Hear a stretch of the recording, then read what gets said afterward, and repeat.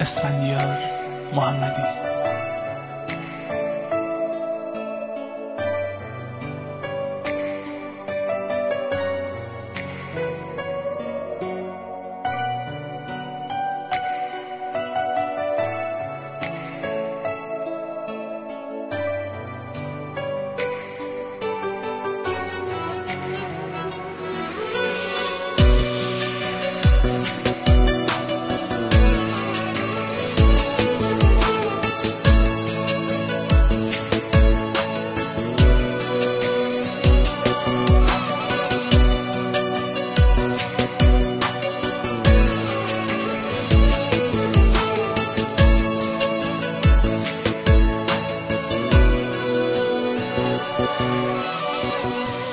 تو غروب لحظه های بی کسی،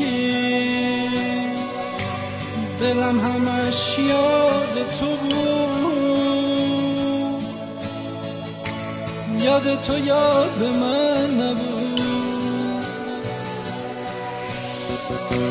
من توی تنهایی با غصه ها بودم، اما تو با یکی دیگه دنبال شادیات بودی، یاد تو یاد من نبود. من بودم و آینه روبروم بود و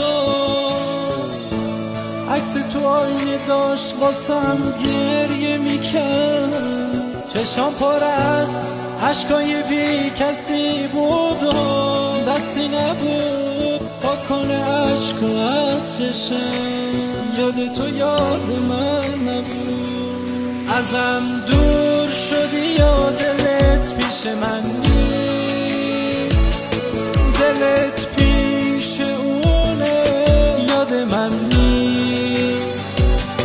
هنوز من یادت هستم، ولی حیف دلت یاد من نیست.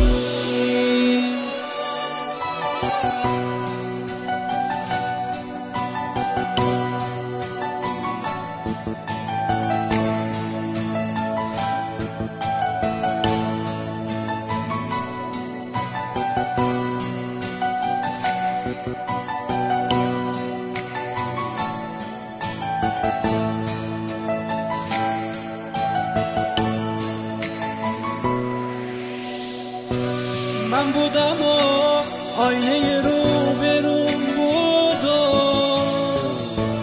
عکس تو آینه داشت واسم گریه میکرد، چشام پر از عشقای بی کسی بود و دستی نبود پاک کنه عشق از چشم، یاد تو یاد من نبود. ازم دور شدی یا دلت پیش من